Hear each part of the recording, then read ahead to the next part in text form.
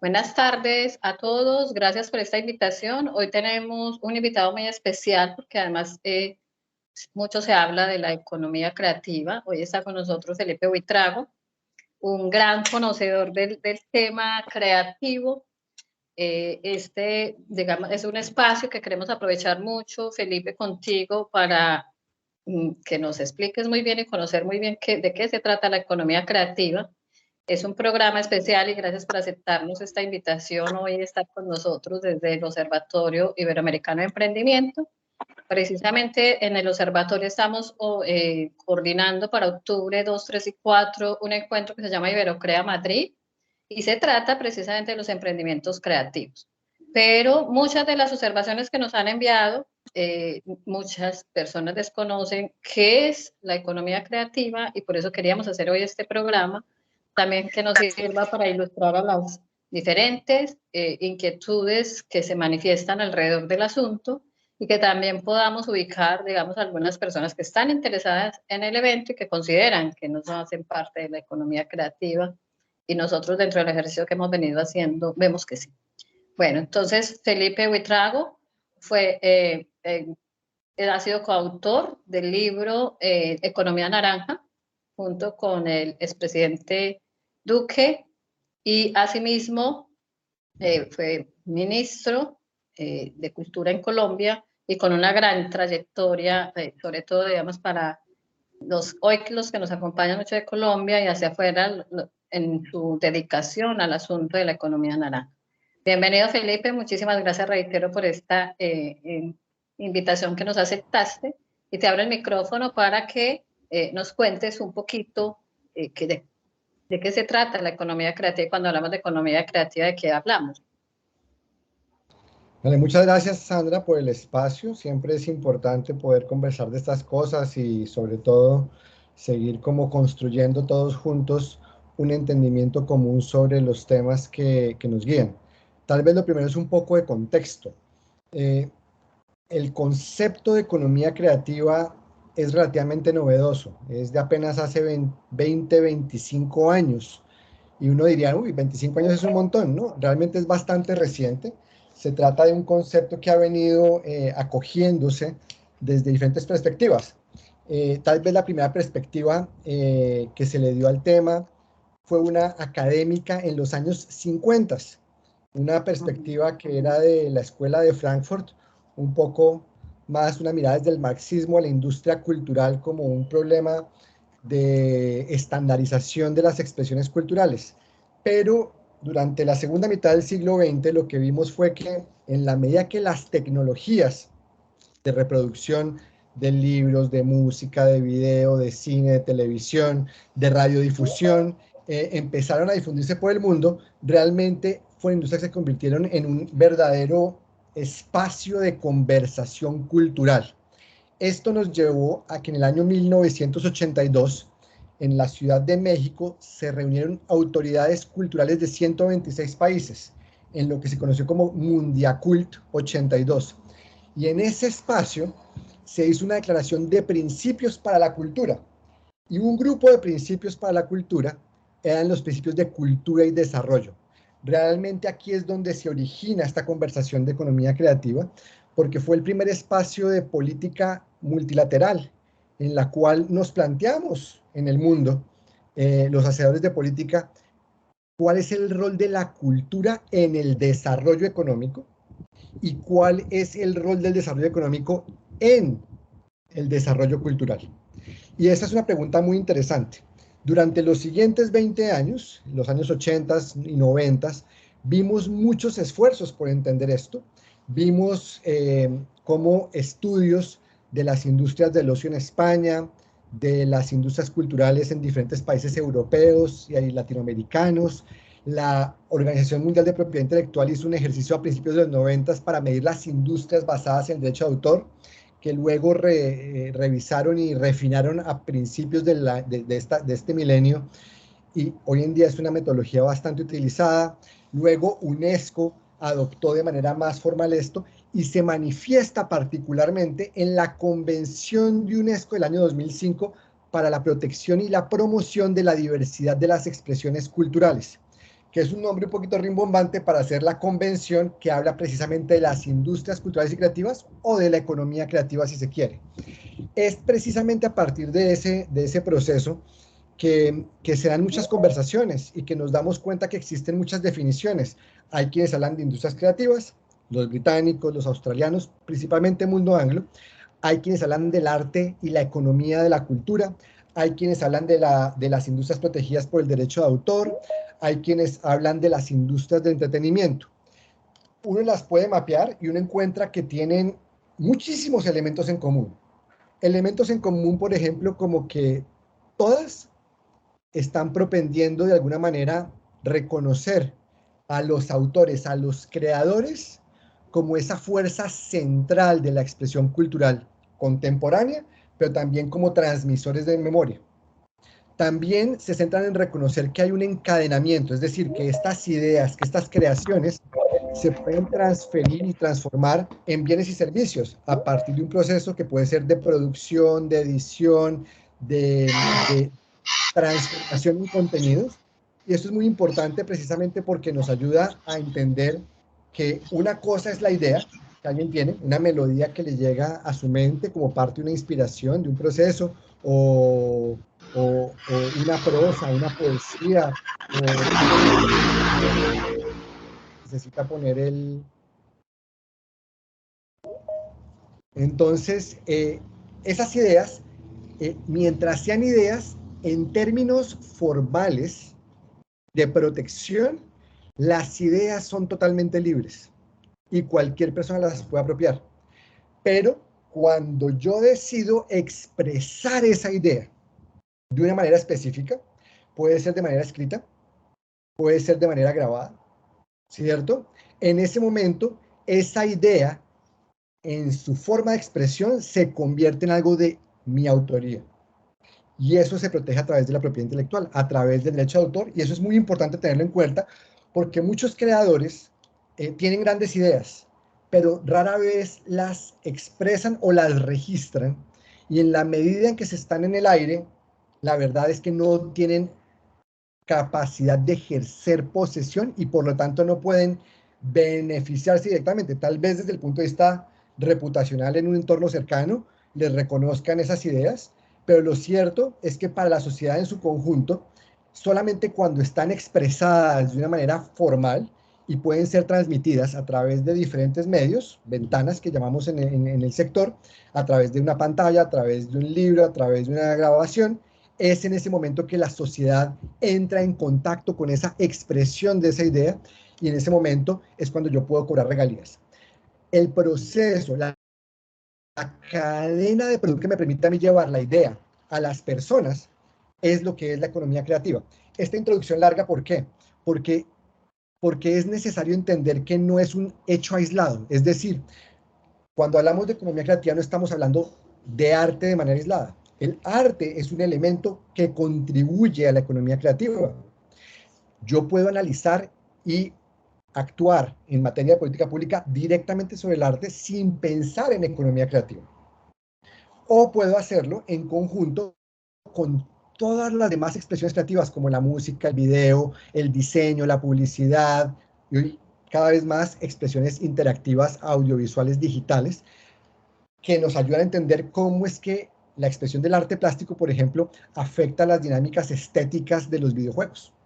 Entonces, cuando pensamos así, entendemos que estamos hablando de un ecosistema en el cual un creativo además rara vez se suscribe a una sola forma de expresión.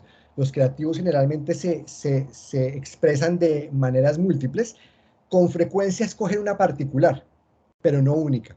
Y es muy importante que hay gente que teniendo sensibilidades creativas no son grandes expresiones, grandes expositores de la cultura o de la creatividad, pero son grandes gestores. Algunos de ellos son gestores que trabajan sin ánimo de lucro, otros son gestores que entran más al mundo del emprendimiento y trabajan con ánimo de lucro. Cuando yo entiendo todo este ecosistema y veo estas actividades del arte y el patrimonio, donde están los artistas, principalmente plásticos, los músicos en la parte creativa, donde están las artesanías, donde está el patrimonio cultural material e inmaterial, donde entra el patrimonio natural. El patrimonio geográfico es parte inherente de nuestra identidad y tenemos que entenderlo así, donde entran expresiones como las artes escénicas y otras formas de expresiones del arte y el patrimonio que son fáciles de entender como la cultura. Ese es un grupo de actividades que contribuyen a este ecosistema. Hay otro grupo que llamamos industrias culturales. Las industrias culturales son industrias como la televisión, el cine, la industria editorial, la industria de la música fonograbada, ¿cierto? Que son industrias que todos entendemos que su contenido es fuertemente cultural. Así, muchas veces nos caiga gordo o nos estemos en mucho desacuerdo con un artista particular o con una forma específica de expresión. Habrá quienes les gusta el reggaetón, habrá quienes no les gusta el reggaetón. Hay quienes les gusta la televisión, hay quienes dicen desde el teatro la televisión es una forma comercializadora de la cultura. Es válido, son visiones. Lo cierto es que estas industrias de la cultura son claramente reconocidas como transmisores de identidad y como elementos importantes dentro de lo que es esta ecología de la economía creativa. Hay otro grupo de actividades que son las actividades que llamamos industrias creativas, que contienen a las culturales, pero que van un poco más allá y ya incluyen el diseño en todas sus expresiones, el diseño de moda, el diseño gráfico, el diseño web. Entran actividades interactivas como los videojuegos y las redes sociales. Entran actividades como, por ejemplo, el periodismo y las actividades de, digamos, de transmisión de noticias, porque es parte de la construcción histórica. Y entran también, obviamente, crecientemente, actividades que tienen que ver con tecnologías digitales y nuestra.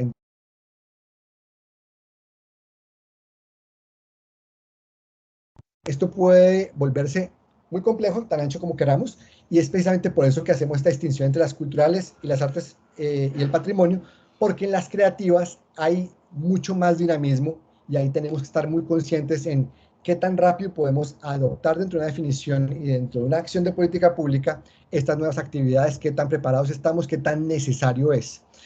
Ahí también entra la publicidad, por ejemplo, y como parte, digamos, de todo el ecosistema, hay actividades que podemos denominar de soporte, como por ejemplo la educación. El sistema educativo con frecuencia incluye formación artística y cultural, apreciación del arte, ahí está la formación de públicos. Ahí también está, por ejemplo, toda la acción que se hace alrededor del repositorio cultural y la preservación en museos de nuestras identidades, de nuestra historia, de nuestras narrativas. También hacen parte de esto actividades que no son culturales y creativas, pero que son esenciales.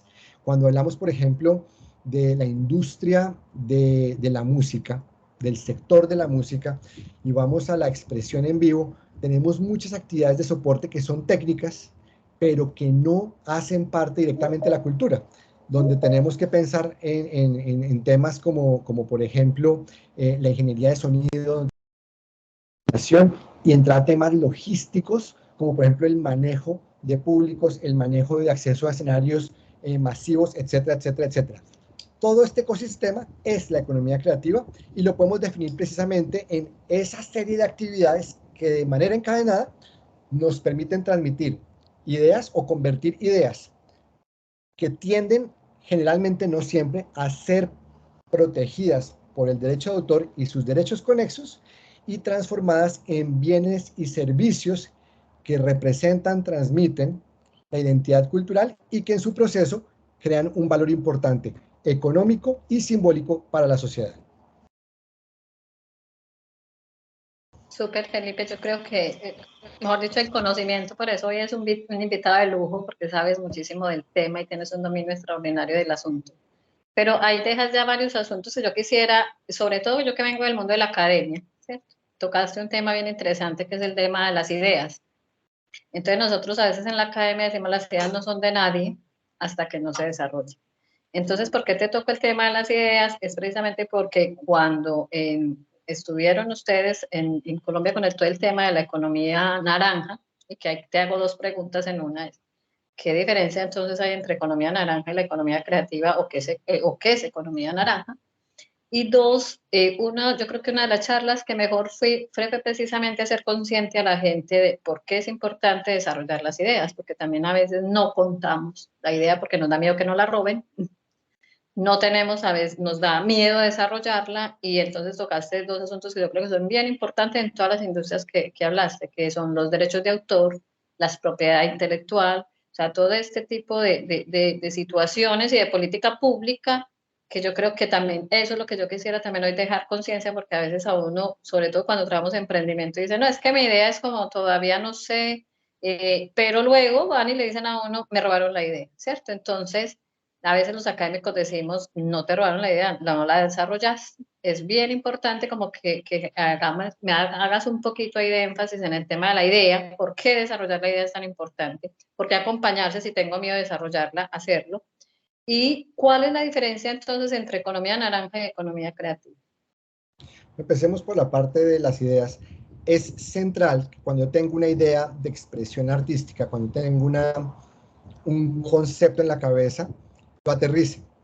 Y si definitivamente es algo que tiene gran potencial y lo voy a compartir con alguien, la verdad es que la tradición oral a veces nos puede jugar una mala pasada. Entonces, ahí tengo dos opciones. Si no tengo la disposición a sentarme a escribir la idea antes de compartirla con terceros, entonces es muy importante grabarnos compartiendo la idea.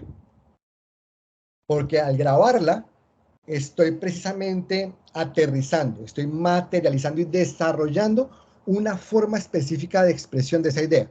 Ahora, eso no limita que quien se infecte o contamine con esa idea no desarrolle sobre esa idea. Porque pues la idea es general, la verdad es muy fácil de apropiar. Si la idea es más específica y más precisa, en ese caso, entonces es mucho más fácil de proteger y tiene más sentido para efectos de generar una explotación o una exploración. A veces no es necesario explotar, a veces simplemente explorar las posibilidades, precisamente buscando empujar los límites de las ideas, del entendimiento o de los elementos que tenemos a nuestra disposición. Habiendo dicho eso, precisamente una de las conversaciones y estamos ya a 10 años de haber publicado La Economía Naranja con el presidente Duque, cuando nos planteamos el tema, precisamente el asunto es, yo podría fácilmente decir, economía naranja y economía creativa son sinónimos, y lo son, pero al mismo tiempo no lo son. ¿Y por qué no lo son? A ver, lo son en la medida en que estamos hablando del mismo ecosistema y estamos hablando de las mismas relaciones. Sin embargo, quien quiera leer el libro va a encontrar que cuando definimos la economía naranja, presentamos una aproximación, pero la presentamos en el contexto de unos elementos que deben ser ajustados según la necesidad de cada uno. Me explico. Cuando yo voy a hacer políticas públicas, yo no trabajo con un mundo predefinido. Yo trabajo con mi contexto, trabajo con las necesidades que tengo en el momento en que las tengo, trabajo con el entorno que necesita una intervención particular. Y para poder actuar en política pública, cuando yo hago un decreto, una ley, una resolución, un programa o un plan, yo necesito definir el objeto de acción de cualquiera de estas expresiones de la normatividad pública. Entonces, en Economía Naranja, en el libro, damos las herramientas básicas. Tenga en cuenta siempre el componente de propiedad intelectual. Tenga siempre en cuenta el encadenamiento de las actividades que transforman la idea en bienes y servicios, y tenga en cuenta siempre que se originan en el artista, en el creador, en la identidad. Es decir, son tres elementos, pero según lo que uno necesita hacer más o menos fuerza en uno o en el otro. Si estoy trabajando en un asunto donde necesito encadenar, por ejemplo, el rescate de un conocimiento tradicional, por ejemplo, la filigrana de Mompós, ¿cierto? La filigrana de Mompós es un conocimiento de una comunidad. Tiene una protección de propiedad intelectual en el Convenio de Diversidad Biológica que se conoce como conocimientos tradicionales. No es atribuible a ningún individuo particular, es decir, ningún individuo particular puede explotar de manera independiente. Pero nadie puede decir que hace filigrana de Mompós si no hace parte del grupo de artesanos que trabajan en Mompós preservando este saber. Aquí la propiedad intelectual tiene mucho menos peso, pero el componente de identidad gana muchísimo más peso en esta conversación. Y el componente de encadenamiento gana más o menos peso dependiendo de si la intervención que yo quiera hacer es de preservación o de conectar el producto de estos artesanos con un mercado nacional o internacional. Entonces, según mi propósito, yo tengo que hacer definiciones diferentes. En ese sentido, economía naranja, siendo sinónimo en la aspiración general de economía creativa, plantea que las definiciones no son absolutas y que deben hacerse según la necesidad específica de cada caso de política pública. Entonces, en ese sentido, economía creativa o economía naranja y economía creativa, varios conceptos que yo he abordado, buscan ese mismo nivel de flexibilidad. Entonces, ambas se complementan, son lo mismo y son diferentes dependiendo de lo que queramos hacer. El punto que es, lo importante no es el nombre que le doy, lo importante es la aproximación integral que haga a la política pública, entendiendo estos elementos fundamentales para no actuar y dejarlos en el aire y simplemente me quedan las buenas intenciones, pero por falta de una aproximación integrada, dejo vacíos que hacen que la política sea inefectiva y por lo tanto que los resultados para la comunidad que quiero beneficiar no se materialicen. Muy bien, Felipe. Yo creo, yo voy dejando aquí como conclusión y ya tú me dirás si después me equivoco en la conclusión. Pero yo sí quiero invitar a lo que nos escuchan, sobre todo desde el observatorio acá en España y la Escuela Internacional Creativa en Colombia, trabajamos todo el tema de emprendedores y creo que es animar a la gente, lo que tú dices, si no desarrollamos la idea y no la logramos, al menos hacer un producto mínimo viable, empezarlo a trabajar, también nos perdemos la oportunidad de lo que nos puede generar el desarrollar la idea, o sea, sin temor a desarrollar lo que realmente nosotros pensamos y que es importante desarrollarlo. Yo creo que esa es una invitación bien clara. No nos debe dar miedo, como decía Felipe, a exponer la idea. Hay muchas maneras también de protegernos, pero también es que si no lo hacemos, pues nos perdemos a veces de oportunidades. Sobre todo del contexto de la educación, yo creo que también hay que empezar a desarrollar proyectos de vida y muchas de esas ideas se convierten en proyectos de vida bien interesantes. Hay un tema importante, cuando yo tengo una expresión cultural y yo ya la tengo manifestada de alguna manera particular, digamos, tengo una canción en partitura o la tengo grabada o tengo la letra escrita o tengo un borrador de un manuscrito que yo tengo, de una poesía, de una novela, las oficinas de derecho de autor de los países tienen un espacio de registro donde se hace un tema que se llama de doble sobre, de sobre cerrado, donde yo meto en un sobre que queda consignado, completamente cerrado, nadie sabe qué hay adentro, esa expresión. Y si más adelante alguien a quien yo le presenté la idea decide apropiársela, sucede que la marca de tiempo de cuando yo registré esta obra en la Oficina de Derecho de Autor es una prueba de que la autoría es mía, de que yo tengo, digamos, fui primero en el tiempo. Eso es muy importante. En derecho de autor es primero en el tiempo, primero en derecho. Ok. Y es quien la registró y consignó primero y quien tiene pruebas de ser el primero en hacerlo es quien tiene quien termina ejerciendo el derecho. Ahí es donde toca ser muy inteligentes y protegerse precisamente aprovechando las herramientas que nos ofrecen las oficinas de derecho de autor en los países. Sí, y tú tienes ahí razón, pero bueno, nosotros en pandemia creamos una red de colaboración que se llamó Root Visionary Company, o se llama así. Hoy aquí me da mucho gusto porque aquí está Ricardo Albarracín, fue uno de los que nos sentábamos y empezamos a conversar y rotamos 14 países conversando, hicimos muchas actividades juntos. Y yo creería que ese es uno de los mensajes que yo siempre dejo en nuestros conversatorios, es poder trabajar adicionalmente también de manera colaborativa nos ayuda a crecer Y yo creo que es eso. Y tuvimos la oportunidad de que tuvimos invitados de lujo y no se atrevieron a hablar porque decía, ahí veo gente que me puede robar la idea. Entonces yo creo que es en ese ejercicio, ¿qué es lo que queremos también convencer y dejar ese mensaje?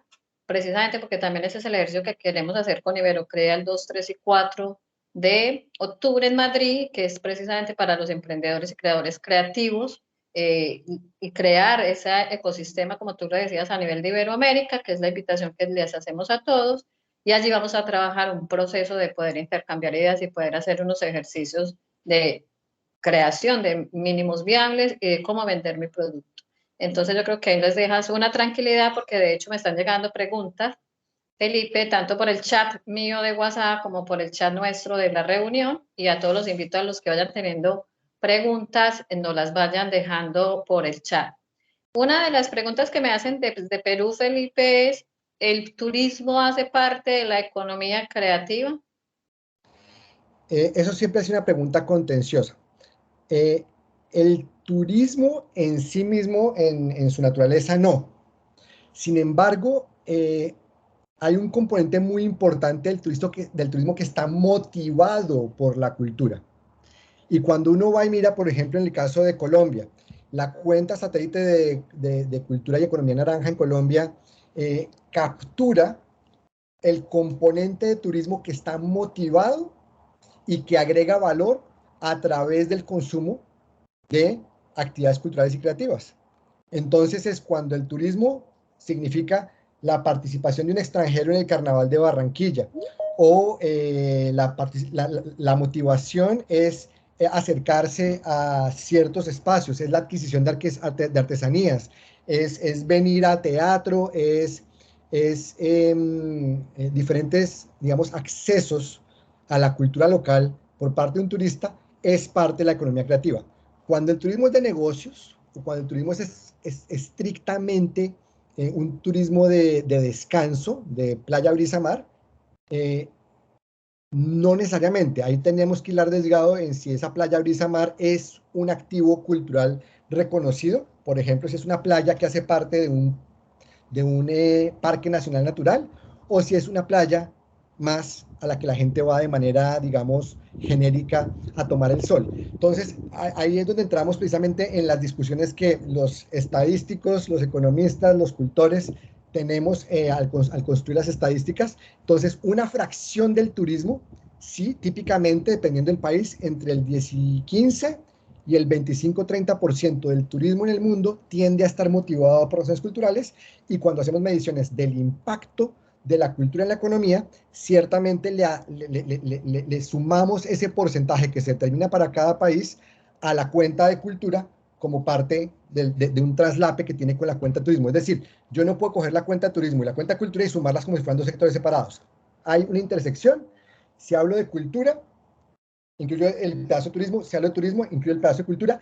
Si hablo de las dos juntas, tengo que restar una vez el espacio que tienen en común. Ok. Hay una pregunta de William Martínez, dice, no hay claridad en la taxonomía de las prácticas artísticas. ¿Cuál es la pregunta? O sea, si quiere una recitada de las actividades artísticas que hace parte de la Economía Naranja, pues no puedo sentarme a hacerla acá. Para eso, digamos, hay enorme literatura, y según, digamos, el nivel de detalle que yo quiera, puedo irme a definir artes visuales y plásticas, o puedo empezar a definir expresiones particulares de las artes visuales y plásticas. Puedo decir artes escénicas como un todo, o puedo empezar a hablar de danza, de teatro, de ópera, de zarzuela como temas independientes. O sea, la taxonomía la puedo hacer yo según las necesidades que tenga de definición. Entonces, habría que ver específicamente cuál es el propósito de la definición que necesito de la taxonomía que estoy buscando.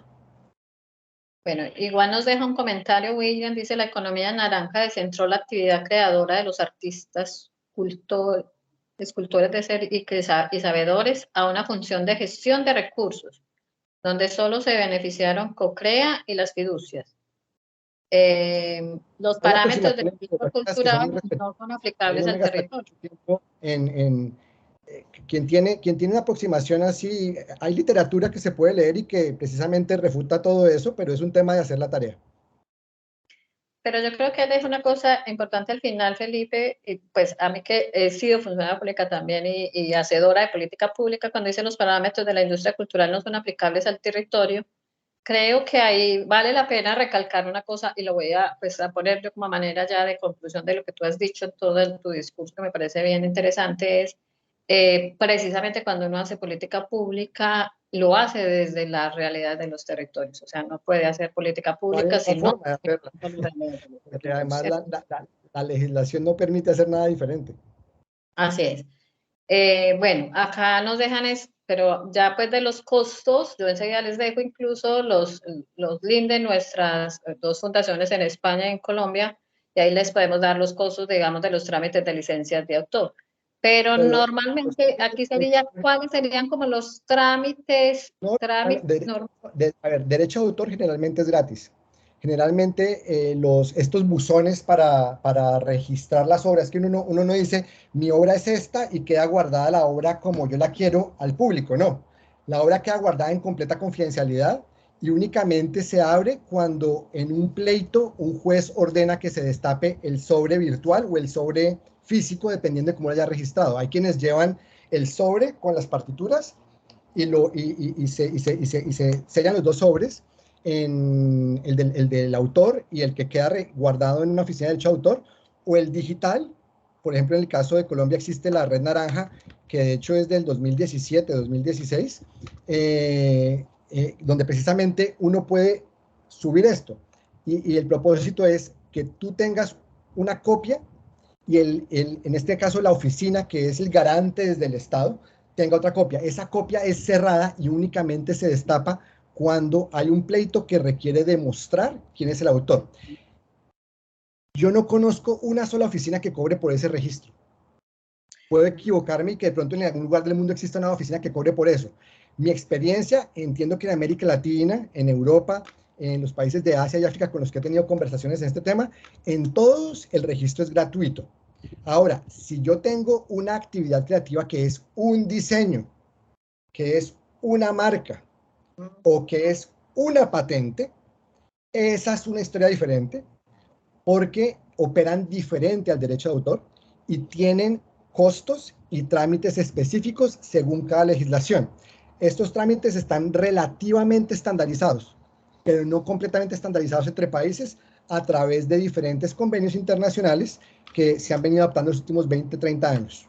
Pero nuevamente ahí toca, según cada país, ir a esa oficina a hacer el registro o hacer la averiguación de los registros y los costos varían. Una marca, por ejemplo, dependiendo de qué país la registre, puede costar entre 500.000 pesos, es decir, unos 120, 110 euros para un registro que tiene una validez de 10 años, o de 3 años, o de 5 años, dependiendo de la jurisdicción. Hay países donde el registro puede costar lo mismo, pero es necesaria la intervención de un abogado y el abogado cuesta 2 y 3 veces lo que cuesta el registro dependiendo de lo que esté tratando de registrar. Y pues dependiendo de lo que yo esté tratando de proteger, necesito más de un registro. Y esa es la parte compleja. Cuando yo tengo un emprendimiento y tengo entonces marcas, tengo diseños y tengo derechos de autor, tengo que manejar todos los registros y ese.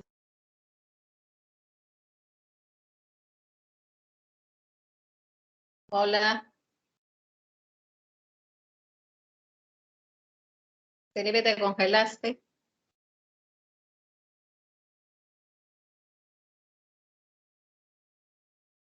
Hola, hola. Bueno, mientras Felipe regresa, a mí se me escuchan, ¿cierto? Alguien levanta la mano, me dice si sí me escuchan a mí, fue Felipe o el problema de Felipe es, o el problema de conexión es mío. Sí te Ahí, escuchamos, sí escuchas. vale. Mientras Felipe soluciona ese problema de la, a ver, ya como apuntando un poquito a lo que les decía y conectándolo acá con una de las preguntas que hacían más que dejarles para costos, es lo que estaba diciendo Felipe, bien interesante, es porque muchas veces de estos, el registro de marca, a veces no sabemos qué queremos registrar, si es la marca, si es un derecho de autor, si a veces también podemos registrar hasta desde lo académico un modelo o un diseño, Entonces ahí es donde yo les dejo como los datos, porque acá nos dicen, se puede hacer de manera virtual la licencia de autor, que debe tener, puede registrar la idea o cómo se debe presentar. Por la experiencia que nosotros hemos tenido y que yo desde el nivel profesional he tenido, sí se puede registrar todo este tipo de cosas. Como les decía Felipe, en muchas partes, dependiendo de lo que queramos registrar, insisto mucho, y ahí es donde les dejo los datos porque en el caso de acá de España, la fundación, pues es un pool de abogados especialistas en temas de marca, en especialistas en derechos de autor, y eso se vuelve muy riguroso, pues para a veces, sobre todo cuando yo quiero proteger ciertas cosas. En los temas de la idea, básicamente, muchas veces es recoger en documento sencillo, lo que sea Felipe, sí existen muchas maneras, o sea, yo puedo exponer mi idea aquí, dejar la evidencia grabada y también hacer un registro de alguna manera virtual. Entonces yo les dejo como los datos porque acá pues digamos que lo que él decía, el tema virtual de la licencia de autor sí se puede ir tramitando de manera eh, virtual y de manera personal. Hay un paso a paso, hay algunos países que tienen, digamos, el paso a paso de cómo hacerlo, pero hay otros porque se vuelve un tema muy sensible donde la rigurosidad de procesos se necesitan, digamos, hacer. En Colombia, como se debe hacer, es igual, exactamente igual. O sea, hay dependiendo de lo que haya, y por eso le preguntaba a Felipe sobre los temas, y he sido muy incisiva en el tema de la idea y en el tema del registro, porque yo creo allá en, en el Centro Comercial El Tesoro, yo creo que es una de las charlas mejores que tuve que asistir, y había una persona que hablaba del diseño de moda y cómo en Colombia Moda a unas personas les habían plagiado, otro diseñador les había una cartera y de cómo ellos habían protegido. Entonces, todo eso tiene, digamos, unos bemoles que tiene que irse protegiendo, porque en el tema del diseño hay gente que protege el diseño del artista, pero otros protegen la manera en que va el botón, el asa de la cartera. Entonces, por eso es que son como un montón de minucias que los que hay que irlos teniendo con mucho cuidado. Bueno, no sé si Felipe volverá a conectarse. Por ahora, la idea también es contarles un poquito este tema del observatorio. Hoy actualmente me refería, qué pena, aprovechando que aquí está Ricardo Albarracín, dado a Root Visionary Company, pues hemos venido generando, que es un modelo colaborativo que empezamos en pandemia, empezamos a trabajar varias organizaciones y varios países. Yo soy de Colombia y en Colombia tengo una escuela que se llama Escuela Internacional Creativa y de Innovación. Y algunos miembros de Root Visionary Company, hoy desde España, creamos una fundación que se llama Fundación Iberoamericana Observatorio de Emprendimiento y Reemprendimiento y Reciclaje. En esos tres sentidos es porque a veces el emprender, el reemprender, y muchos de los emprendedores se han venido reciclando, o sea, desde una idea inicial, la han venido transformando y terminan, digamos, articulándose en otros sectores, digamos, complementarios o en industria, como lo mencionaba también Felipe en su conversación. Hoy estoy desde España liderando la Fundación Observatorio Iberoamericano. Ahí tenemos varias organizaciones. Está la ATA, que es la Asociación de Trabajadores Autónomos, como si fuera en Colombia los trabajadores profesionales, son asociados y entonces hace parte, digamos, la asociación. Hace parte la Red Iberoamericana de Emprendedores, FIGE, la Federación de Emprendedores Iberoamericanos, que ya lleva pues varios años y que alberga emprendedores desde España hasta toda Iberoamérica. Entonces hacemos parte de la fundación y hoy nos hemos puesto en la tarea de varios asuntos. Uno, crear el observatorio. El observatorio va a servir para definir temas de política pública, temas de investigación. Hoy estamos trabajando temas de investigación precisamente en los temas, como lo ha mencionado William, en todo el chat, como lo ha mencionado él, de temas como de el impacto que tiene o no tiene sobre los creadores y sobre la industria, sobre cómo, digamos, definir realmente unas políticas. Espérenme que yo creo que ya Felipe está ingresando. Así ya volvió. Hola Felipe. Y como les mencionaba, pues también tenemos hoy un ejercicio que es desarrollar un encuentro de emprendedores y de empresarios iberoamericanos el 2 y el 3 en Madrid, y la idea precisamente es esa, es fortalecer todo el tema de la economía creativa, pero también trabajar adicionalmente otros ejercicios de fortalecer todo un ecosistema emprendedor y generar, digamos, esas alianzas y un trabajo colaborativo. Hola, Felipe. Aquí sufriendo la caída del internet local. Entonces, ¿dónde me Eso, quedé? eso sucede muchísimo en esos espacios. Bueno, no, sino que estabas terminando como de hablar, incluso aquí reitero, vuelve y preguntan lo mismo, digamos que es, en Colombia se puede hacer de manera virtual lo de licencias de autor. Sí, Bueno, lo que sí, ya lo habías mencionado, ¿se puede registrar una idea? no. También creo que ya lo has Lo mencionado. que se registra es la expresión de la idea. Entonces, si yo tengo una idea y una melodía, es la partitura, es la grabación de esa melodía la que yo puedo registrar. Si yo tengo la idea de hacer una canción sobre el amor, esa no la puedo registrar. Ahora, las partituras o la letra de esa expresión o la grabación de la música con la letra en su conjunto sí la puedo proteger. Pero las ideas en general no, y es muy importante. A veces lo que yo tengo no es una idea, tengo una expresión, la llamo idea.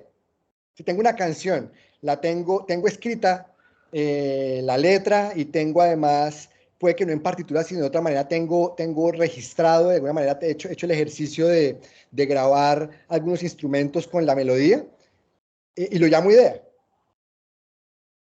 Lo que tengo que hacer es registrar esa expresión, que es la que precisamente me protege y me da una prueba más adelante en caso que exista algún litigio o algún abuso por parte de alguien a quien yo le mostré o le compartí esa expresión de la música. Muy bien. Bueno, igual pues ahí sigue como los comentarios de William, ¿cierto? Nos deja acá, donde dice la economía, ay, perdóname, ya me fue. La economía naranja descentró la actividad de los artistas no, eso ya lo habíamos visto, ¿cierto? La economía naranja no reconoce a los artistas, artesanos y saberes como trabajadores, sino como fabricantes con productos mínimos viables. Eso es Nuevamente, cierto. eso es una aproximación desde la ideología, pero está en el libro, no lo acabo de decir, yo me lo acabo de inventar como respuesta, ya lo expresé cuando estaba dando la introducción sobre qué es. Está en el centro de la definición, está en el centro de las políticas. Es cuestión de dejar a un lado la ideología, leer las políticas y utilizarlas a mi favor. Total, sí. Yo creo que también has dejado un mensaje bien importante, sobre todo, digamos, hablándolo de las industrias culturales, cuando empezaba la definición. Yo creo que eso lo vemos como en el cine, en la música, como varios saberes, varios oficios se integran a trabajar alrededor de, ¿cierto? Entonces De yo creo que ahí acuerdo. también es importante cuando hablamos de industrias. No, no solamente eso, ten en cuenta que esto no es un tema que viene de la nada. Esto es un tema que viene, esto es una construcción que va alrededor de el acuerdo hoy por hoy de más de 150 países en UNESCO. O sea, 150 países en UNESCO estamos en una convención, la Convención de UNESCO de 2005 para la protección y promoción de la diversidad de las expresiones culturales. De ahí se derivan definiciones contemporáneas de industrias culturales, de industrias creativas, de economía creativa, de economía naranja. Entonces, eso, la realidad es que podemos diferir en qué priorizamos a la hora de hacer política pública, pero ciertamente el concepto detrás es un acuerdo que existe. Ahora, puede que los 150 países y sus autoridades culturales que llevamos 30 o 40 años trabajando en construir este imaginario de un sector que es muy importante para la economía, la creación de empleos, en la transmisión de saberes, de identidad y de proyección de la sociedad a una economía de conocimiento, esté equivocada. Eso siempre es una posibilidad. Pero lo cierto es que Economía Naranja está construido sobre eso y si Economía Naranja no lo reconoce, quiere decir que UNESCO tampoco lo reconoce. Así es. Yo creo que, insisto mucho también por desde el proceso de formación, nosotros que tenemos escuelas de formación, es también, y que lo hemos trabajado en el tema de la profesionalización de los oficios, alrededor de todas estas economías, de todos estos ejercicios creativos también, hay un montón de oficios que yo creo que se ha puesto la tarea, también la educación de decir cómo reconozco esos oficios como una actividad profesional, porque no se puede desconocer que de eso viven muchas personas en el mundo, ¿cierto? De las actividades y de los oficios. Pues ahí tú me tienes, ahí te hago un paréntesis, precisamente dentro del contexto y con base, con fundamentación en la Ley de Economía Naranja del año 2017, en el año 2021-22 se pasó la Ley de Oficios en Colombia. Y esa Ley de Oficios precisamente es la que abre la puerta para reconocer más de 3.200 oficios y precisamente darle un reconocimiento que se facilita a través de la creación de la Cámara de Oficios en Colombia, para que estos sabedores que no tienen formación profesional, pero que son portadores de un conocimiento ancestral, puedan ser reconocidos en virtud de ese gran aporte y de ese acervo, y precisamente poderlos incluir como transmisores de conocimiento en programas del SENA o a través de la universidad pública o de la universidad privada o inclusive de los colegios públicos y privados, porque una de las grandes barreras que existía y que todavía no se ha terminado de superar es que cuando yo soy un sabedor, cuando yo soy un cultor, que tengo 60 años, domino mi oficio desde los 10 años, pero nunca he ido a un aula de clases a aprender ese oficio, no estoy certificado, no me dejaban ser profesor, no me podía pagar el Estado el derecho a transmitir ese saber a la siguiente generación. Eso se ha venido corrigiendo y nuevamente no es únicamente virtud de la ley naranja, no es únicamente virtud de la política de economía naranja, pero fue en el contexto del plan de desarrollo 2018-2022, de la ley naranja y de la política pública de economía naranja, que le dimos el impulso para que esa ley pasara, y esa ley es la ley de la República desde el 2022, y es una ley que ya está en plena implementación y que ojalá se le dé la continuidad que necesita precisamente para que estos sabedores y cultores encuentren un reconocimiento a esa identidad que ellos son los responsables de, o que han sido responsables de mantener y que requiere el acompañamiento del Estado y de la sociedad en su conjunto. Así es, Felipe. Yo desde mi experiencia de lo académico, yo creo que es el sector educativo el que se ha demorado para generar un modelo de reconocerle la competencia a los oficios. Yo pues en eso me he vuelto muy crítica y sobre todo por los ejercicios que he hecho en Perú, ahora aquí en España también.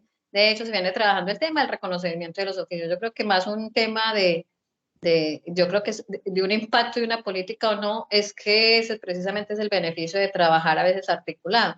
Pero ahí se reconoció que era la educación la que estaba hace rato en mora de ejercer, digamos, esos derechos, porque es que son familias que viven del oficio y no había quien le reconociera la profesionalidad al oficio que se venía realizando. Y mal de muchos, cierto consuelo de pocos, pero precisamente el propósito de la creación de esa ley y de la Cámara de Oficios era de separar un poco de la academia y sus tiempos y sus lógicas la validación de estos oficios, porque es que la lógica que tenemos en el sector cultura es diferente. Nosotros validamos al sabedor a través de un proceso diferente al académico. Y es a través de ese reconocimiento que la Cámara está concebida para acelerar el proceso de darle el reconocimiento a estos saberes, a estos oficios y salirnos de la lógica de que tenemos que pasar por un marco de cualificaciones que nos obliga básicamente a que una persona de 60, 70 años tenga que validar una maestría o un doctorado para poder ser un profesor en un arte que nadie más conoce en el mundo. Entonces, ¿quién lo va a validar? Aparte de una comunidad muy pequeña, ¿quién más los va a validar si ningún académico tiene ese conocimiento, ninguna universidad tiene ese conocimiento? Entonces, eso no quiere decir que el marco de calificación no sirva, no, es que hay cosas que se hacen a través del marco y hay cosas que no se podían hacer con el marco, al menos no con la celeridad que se requiere, y por eso era necesaria una ley de oficios y una cámara de oficios con ese propósito, que además pocos países lo han hecho, pero por ejemplo un país que lo ha hecho muy bien es Alemania. Y en gran medida nos inspiramos en el ejemplo y en el caso de Alemania, adaptado a la lógica y a la realidad colombiana, para poder traer la experiencia y la fórmula que nos ayude precisamente a incorporar estos saberes dentro de nuestra economía local. Sí, total. Nosotros estuvimos viendo el modelo alemán desde Ruta N, yo creo que sí es un modelo de educación que a mí también me encanta. Contando anécdotas desde la Escuela Internacional Creativa con una universidad, hicimos un diplomado en industrias creativas y había profesores que queríamos tener en el diplomado, pero no tenían maestría. La universidad dijo, no lo podemos contratar. Sin embargo, nosotros los contratamos desde la escuela y fueron los mejores docentes calificados, porque yo creo que también, aparte del saber, es que es el conocimiento que se tiene desde la experiencia. Yo creo que eso es lo que hay que empezar a valorar. Bueno, como ya van, para honrar como el tiempo, no sé si alguien más tenga alguna pregunta para Felipe, aprovechar este espacio y desde unos términos críticos, Felipe, como me gusta a mí, de los temas también para la educación, yo creo que aquí vamos dejando como varios contextos hoy, ¿cierto? Que es cuál es la clara diferenciación entre economía creativa y economía naranja.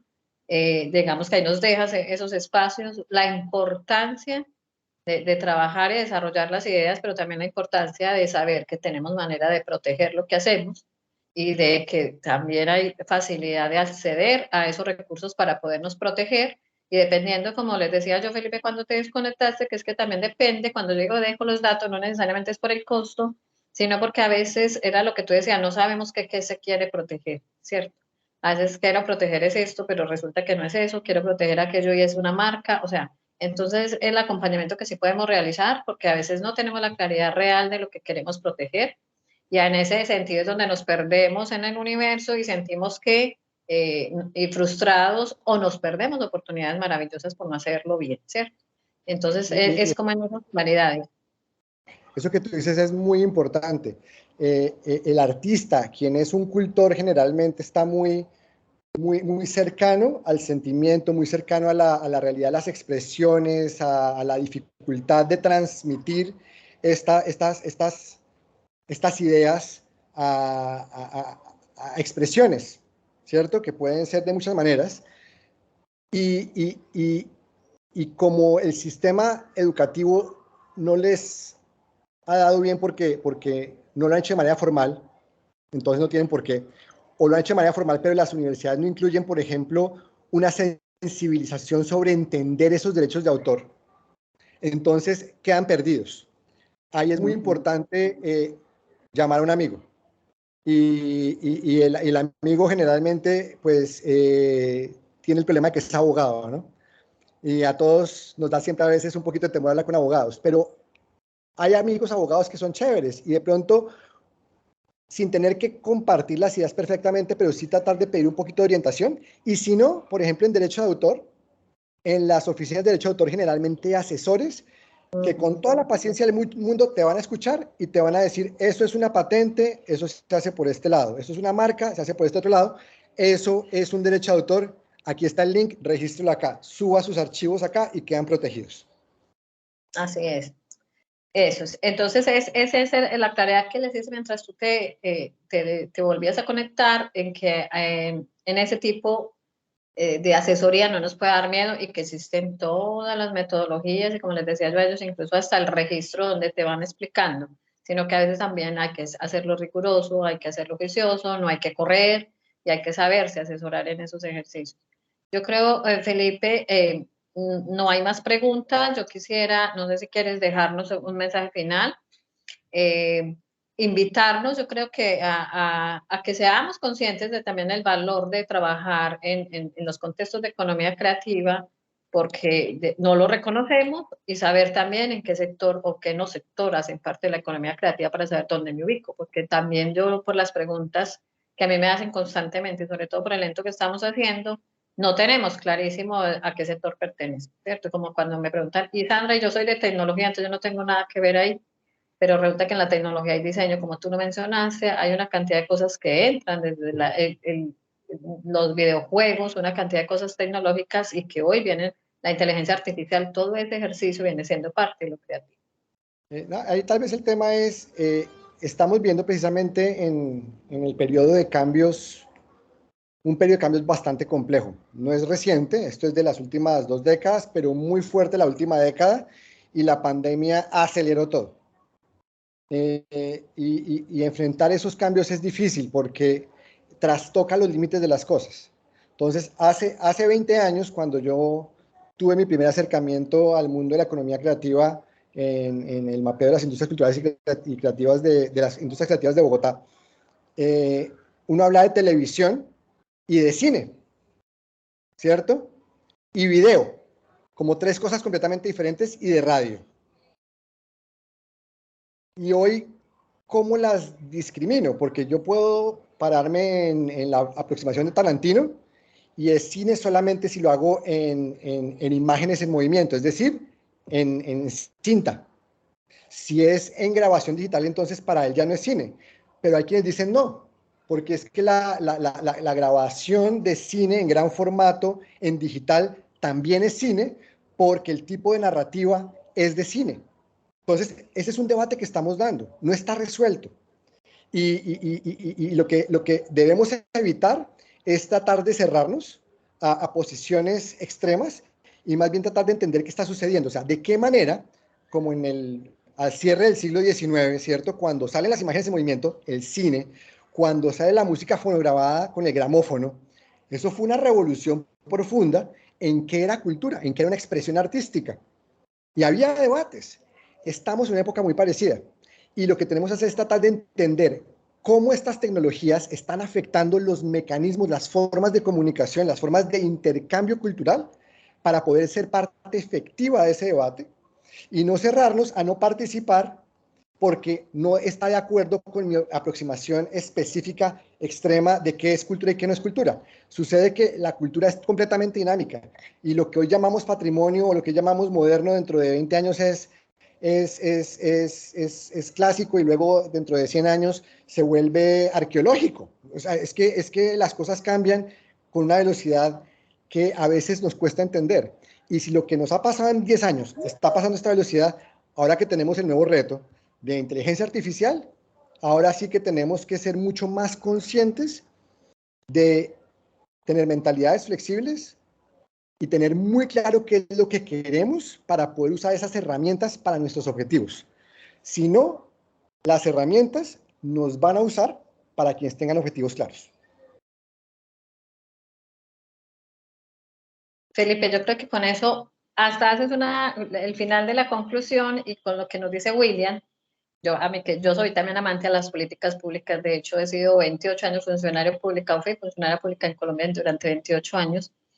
Dice, excelente la ley de oficios. Y yo creo que es lo que Felipe nos deja. Yo también quisiera cerrar con ese mensaje. Es que si no vemos la política de manera integradora, pero si la vemos es por pedazos, pero si empezamos a verla de manera integradora, que para poder vincular algún elemento, ya sea economía creativa, economía naranja, como se llame, eso nos lleva a que hagamos cambios estructurales a veces dentro de las mismas políticas y dentro de las mismas normativas que tenemos en el país. O sea, así como lo hablamos de educación, entonces para poder fortalecer la economía tuvimos que tocar de alguna manera cómo alineamos la educación. Por acá, cómo alineamos también, digamos, todo el tema de comercio, cómo vamos a generar, digamos, un valor agregado a lo que se está haciendo.